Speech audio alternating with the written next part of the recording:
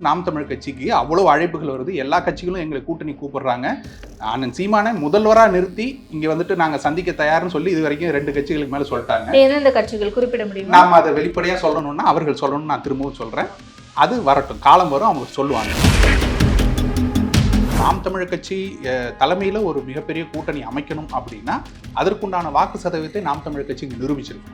அதை நோக்கிய ஒரு நீண்ட பயணம்ங்கிறது எங்களுக்கு தெரிஞ்சுதான் நாங்கள் போயிட்டு இருக்கோம். அடுத்த தேர்தல்னு பார்க்கும்போது ஒரு மிகப்பெரிய பாய்ச்சலை நாங்கள் கொடுக்கணும்னு நினைக்கிறோம். அப்போ அந்த பாய்ச்சல் என்னவா மாறும் அப்படின்னா வாக்கு சதவீதத்தில் மிகப்பெரிய ஒரு எண்ணிக்கையும் ஒரு சில இடங்களையும் எங்களுக்கு வந்துட்டு வெற்றியாக பெற்று தரும் அப்படிங்கிற ஒரு நம்பிக்கையில் இருக்கிறோம். இங்கே திராவிடம்ங்கிறத வந்துட்டு ஏற்றுக்கொண்ட நபர்களாக தான் எல்லாரும் இருந்தோம். எங்கள் அப்பாலாம் அதிமுகவில் ஒரு நிர்வாகியாக இன்றளவுலையும் இருக்காரு. அடுத்த எங்கள் தாத்தாலாம் திமுகவில் இருந்தவர் தான். ஐயா பெரியார் அவர்களே அவர் வந்துட்டு நம்மளை காக்க வந்த ஒரு ரட்சகர் போல நினைச்சு கொண்டிருந்த நபர்கள் எல்லோருக்கும் அவர் என்னவெல்லாம் வேலை செஞ்சிருக்காரு, எப்படியெல்லாம் தமிழை இழிவுபடுத்தியிருக்காரு, எப்படியெல்லாம் தமிழர்களை அவர் வந்துட்டு மீண்டும் மீண்டும் இங்கே திராவிடர்களுக்கு அடிமையாக மாற்றி இருக்கிறாருங்கிறது நமக்கு தெரிய வருது. அப்போ இது சரியான பாதை இல்லை, அதை நம்ம விட்டுட்டு வந்துடணும் அப்படிங்கிறதுல நாங்கள் வந்துட்டு தெளிவாக இருக்கிறோம். திமுக மேடையில் பாண்டேவை கூப்பிட்டு பேச வைக்கலாம், அப்போ வந்துட்டு எந்த பிரச்சனையும் வராது இல்லை. அதே போல் ரஜினிகாந்த் அவர்களே இவங்க போய் சந்திக்கலாம், அப்போ அவங்களாம் சங்கியா மாற மாட்டாங்க. அண்ணன் சீமான் போய் ஒரு மரியாதை நிமித்தமாக சந்திச்சுட்டு வந்தால் அவர் சங்கியா மாறிடுவார் இல்லையா. தமிழை இவர் சனியன்னு சொன்னார், தமிழை இவர் வந்துட்டு காட்டுமிராண்டி பாஷைனாரு, தமிழை யாரோடு பேசாதீர்கள்னாரு, தமிழில் வந்துட்டு ஆங்கிலத்தை கலந்து கலந்து எழுதுங்கள்னாரு, தமிழை அழிப்பதற்குண்டான அத்தனை வேலைகளையும் செஞ்சாரு. அப்படிங்கும்போது நாங்கள் அவரை எதிர்க்கிறோம். இதற்கு ரெண்டுக்கும் நேர் எதிரான திசையில் இருக்கும்போது நீங்கள் ரெண்டையும் ஒன்றுன்னு சொன்னீங்கன்னாக்கா நான் என்னவா புரிஞ்சுக்கிறது? திராவிடம் ஒரு கண்ணு, தமிழ் தேசம் ஒரு கண்ணுனா அது நொல்ல கண்ணா போகும், அது சரியாயிருக்கும். சம்மர் ஹாலிடேஸ் வந்தாச்சு, நம்ம ஜிடி ஹாலிடேஸும் வந்தாச்சு. 2026 தேர்தலுக்கான பணிகளை எல்லா கட்சிகளும் ஆரம்பிச்சிட்டாங்க. ஆனா ஏதோ ஒரு சிக்கல் இருந்துகிட்டே இருக்கு, பிரச்சனைகள் அப்படி இப்படின்ட்டு போய்கிட்டே இருக்கு ஒவ்வொரு கட்சிகளுக்கும் தளங்கள். நாம் தமிழர் கட்சியை பொறுத்த வரைக்கும் பணிகள் எவ்வாறு போய்கிட்டு இருக்கு? ரொம்ப சிறப்பாக போயிட்டு இருக்குங்க.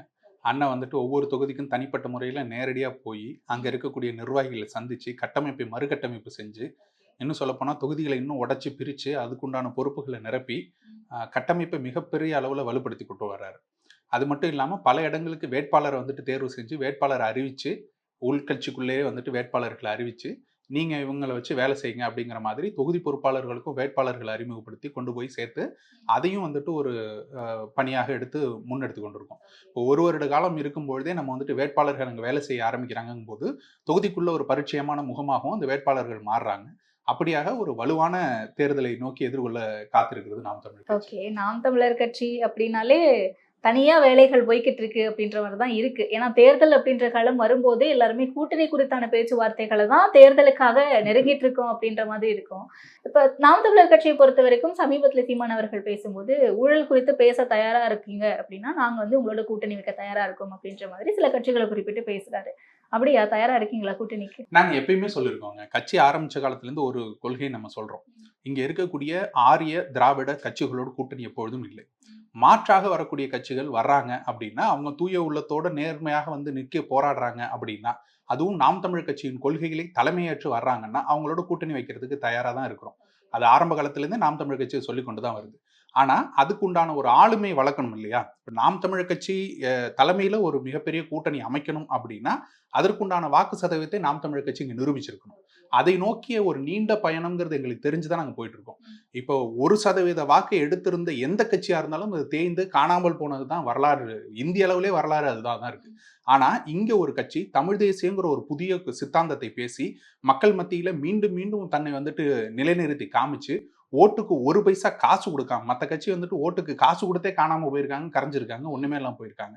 கூட்டணி வச்சே ஒன்றும் இல்லாமல் போயிருக்காங்க. எந்த கூட்டணியும் வைக்காம ஓட்டுக்கு 1 பைசா காசு கொடுக்காம கொள்கையை மட்டுமே முன்னிறுத்தி, இத்தனைக்கும் வந்துட்டு பெரிய பெரிய பணக்காரர்களையோ அல்லது பெரிய முதலாளிகளுடைய மகன்களையோ அல்லது பெரிய அரசியல்வாதிகளுடைய வாரிசுகளையோ தேர்தலில் நாங்கள் வேட்பாளராக நிறுத்துறது இல்லை. எல்லோரும் புதுமுகங்கள், எல்லோரும் இளைஞர்கள், படித்தவர்கள். அப்படியாக பெண்களுக்கு 50% இடஒதுக்கீடு, இப்படியாக ஒரு கட்சியை கொண்டு வந்து 1%லிருந்து 8.2% வாங்கி ஒரு அங்கீகரிக்கப்பட்ட கட்சியாக நாம் தமிழ் கட்சி வளர்ந்து நிற்குது இல்லை.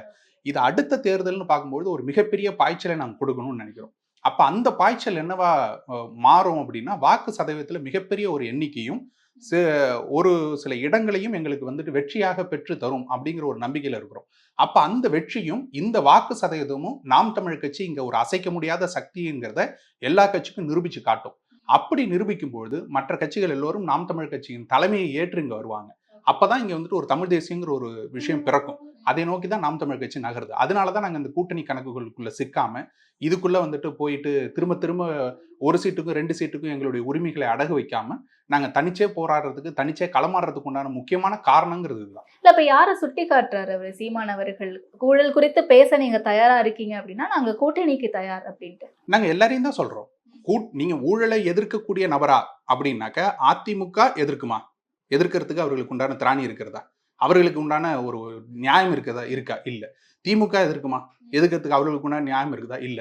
மற்ற கட்சிகள் ஆட்சி அதிகாரத்தில் உட்கார்ந்து அவர்கள் ஊழல் செய்யாத கட்சிகளாக இருக்கிற பட்சத்தில் அவர்கள் வரலாம்.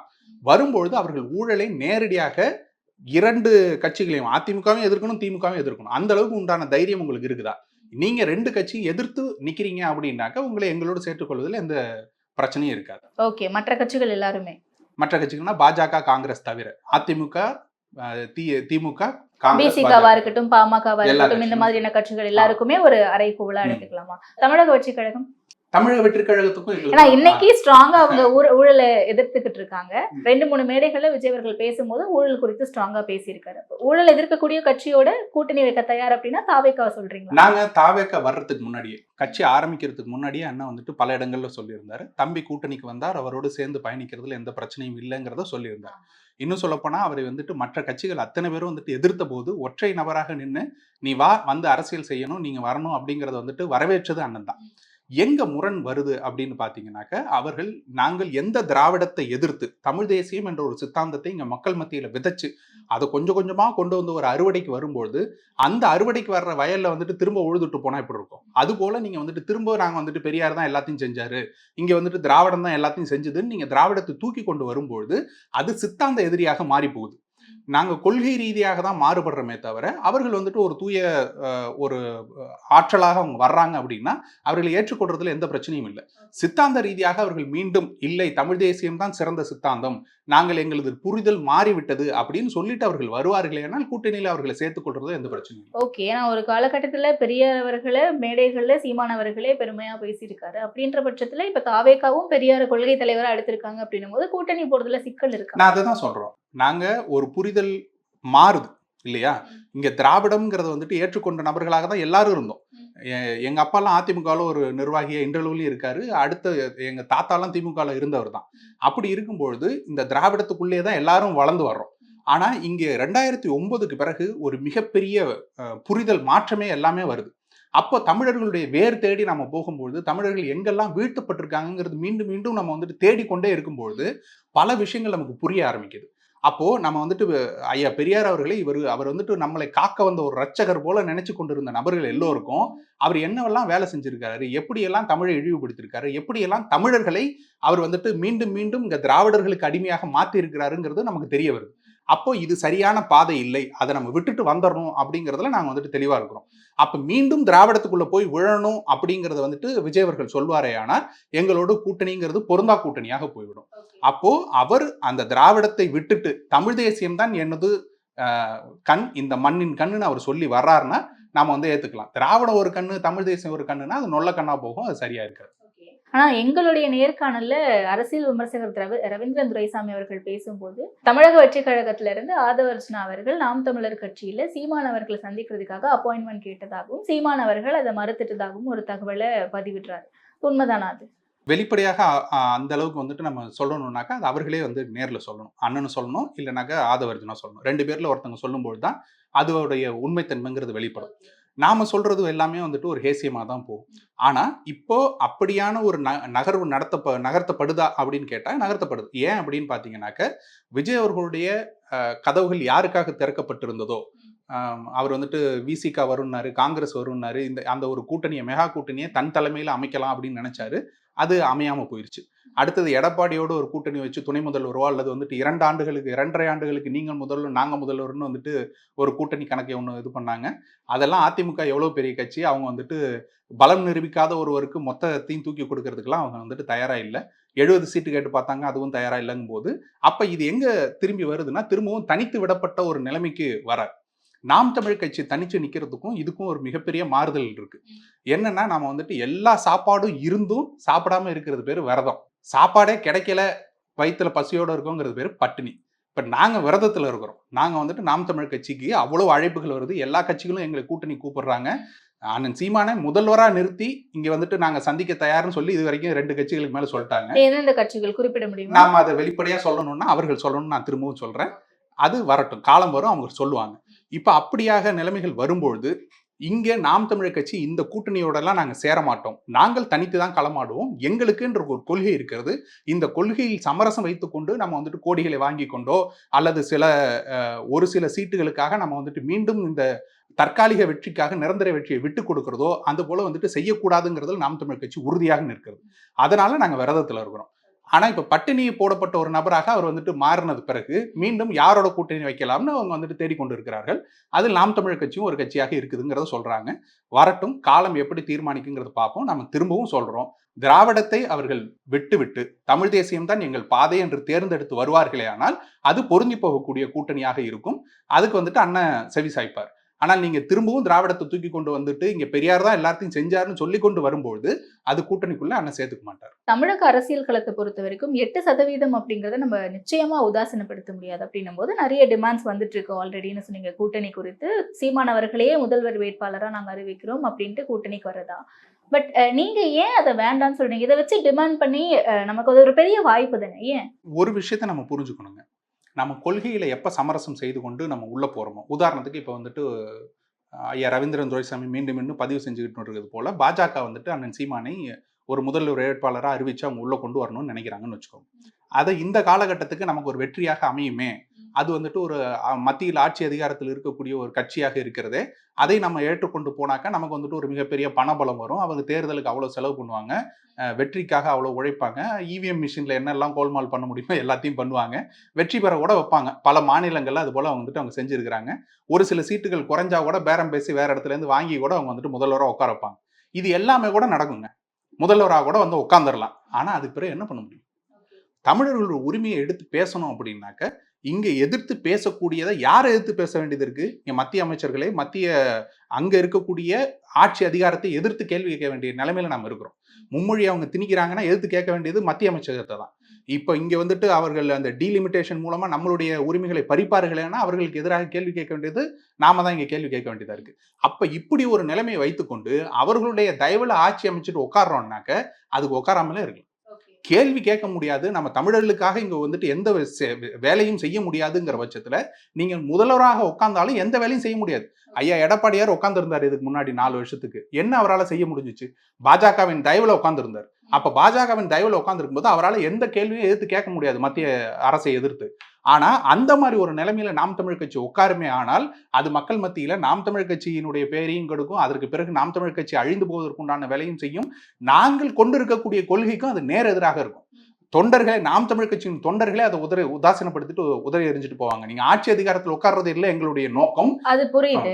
ஆனா சமீபத்துல சீமான் அவர்கள் மேலேயே இவர் ஏற்கனவே பாஜகவோட பி டீமா அப்படின்ற ஒரு சந்தேகம் தான் இருந்துச்சு. சமீப காலமா இவருடைய செயற்பாடுகள் பார்த்தா அப்படியே ஒத்து போது எல்லாமே. ஆர்எஸ்எஸ்ல போய் இணைஞ்சிட்டாரோ அப்படின்ற மாதிரி விமர்சனங்கள் இருக்கு. இல்ல ஹெச் ராஜா அவர்களை அறிஞர் பெருமான்னு சொல்றதா இருக்கட்டும், இந்த மாதிரியான விஷயங்களை தொடர்ந்து இவருடைய செயற்பாடுகளுக்கு பாஜகவினர் ஆதரிக்கிறாங்க. சாணக்கிய மேடையில இவரை பார்க்க முடியுது, ஆண்டு விழா மேடையில. ஓகே, இவர் வந்து நம்ம இதற்கு முன்னாடி சந்தேகத்தின் அடிப்படையில பேசிட்டு இருந்தோம், இப்ப அது நிரூபணம் ஆயிடுச்சு அப்படின்ற விமர்சனத்தை ரொம்ப ஆணித்தரமா வைக்கிறாங்க. நீங்க இதை அப்படியே எடுத்து பாருங்க. அதே சாணக்கிய மேடையில பேசிய ஐயா ரங்கராஜ் பாண்டே அவர்கள் திமுக மேடையில பேசினாரு. என்ன சொல்றீங்க? அப்ப திமுக வந்துட்டு பாஜகவோட சரண்டர் ஆயிடுச்சா? இல்ல இவர் வந்துட்டு திமுக காரரா மாறிட்டாரா? ஒரு மேடையை பரிமாறிக்கொள்றதுங்கிறது வந்துட்டு ஒரு நாகரிகத்தின் கருதி அவங்க பரிமாறிக்கொள்றாங்க. அது வந்துட்டு நடக்குது இல்லையா? அப்போ வந்துட்டு யாரும் விமர்சனம் செய்யறது இல்லை. திமுக மேடையில பாண்டேவை கூப்பிட்டு பேச வைக்கலாம். அப்போ வந்துட்டு எந்த பிரச்சனையும் வராது இல்ல.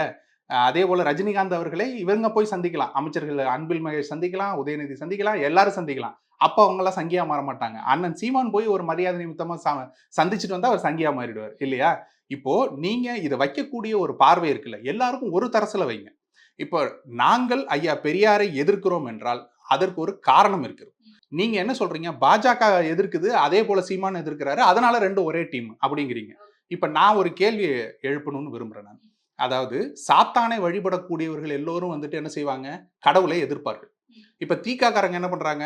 கடவுளை எதிர்க்கிறார்கள். அதனால இவங்க 2 பேரும் ஒண்ணு அப்படின்னு சொல்லுவீங்களா? 2 ஒண்ணா இருக்குமா? இவர்கள் எதிர்க்கக்கூடிய நோக்கங்கிறது வேற, அவர்கள் எதிர்க்கக்கூடிய நோக்கங்கிறது வேறங்கும் போது 2 பேரும் எப்படி ஒண்ணா இருக்க முடியும்? அங்க பாஜக என்ன சொல்லுது? இவர் சனாதனத்தை எதிர்த்தாரு, பார்ப்பனியத்தை எதிர்த்தாரு, இவர் சாதியை எதிர்த்தாரு, அதனால நாங்க எதிர்க்கிறோங்குது. நாங்க என்ன சொல்றோம்? இதெல்லாம் அவர் எதிர்க்கவே இல்ல. இதுக்கெல்லாம் அவர் ஆதரவா நின்னு கொண்டு இருந்து மறைமுகமாக வேலைகளை செய்து கொண்டே இருந்தார். திராவிடம் என்ற பேரில் தமிழர் அல்லாதோரை இங்கு ஆளுவதற்குண்டான வேலைகளை அவர் செய்து கொண்டு தமிழர்களுடைய உரிமையை மொத்தமே பறித்து வைத்து விட்டார்.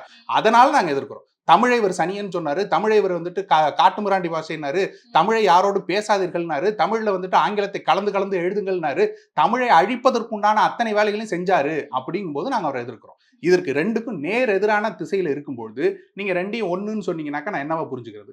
அப்போ புரிதல் இல்லாம பேசுறவங்க பேசிக்கிட்டு தான் இருப்பாங்க. பாஜகவினுடைய எந்த திட்டத்தை நாம் தமிழர் கட்சி ஆதரிக்குதுன்னு சொல்லுங்க. என்ஐஏக்கு ஆதரவா வந்துட்டு வாக்கு செலுத்திட்டு வந்தது திமுக. 8 வழிச்சாலையை இன்றளவும் நாங்க போட்டு முடிப்போம்னு சொல்றது திமுக. பரந்தூர்ல விமான நிலையத்தை அமைப்போம்னு சொல்றது திமுக. இங்க புதிய கல்விக் கொள்கையில் இருக்கக்கூடிய நல்ல அம்சங்களை நாங்கள் எடுத்து ஆல்ரெடி செயல்படுத்தி கொண்டிருக்கிறோம், இன்னும் செயல்படுத்துவோம் சொல்றது திமுக. ஸ்ரீ பள்ளிகளே நாங்க வந்துட்டு கொண்டு வர்றதுக்கு குழு போட்டிருக்கோம், அந்த குழு கொடுத்தோன்னு நாங்க கையெழுத்து போட்டுருவோம் அப்படின்னு சொல்றது திமுக. இதெல்லாம் வந்துட்டு பாஜகவினுடைய செயல்களுக்கு நேரடியாக ஆதரிச்சு கொண்டு வர்றது திமுக. இது அத்தனைக்கும் நேர் எதிராக செயல்பட்டு கொண்டிருக்கிறது நாம் தமிழர் கட்சி.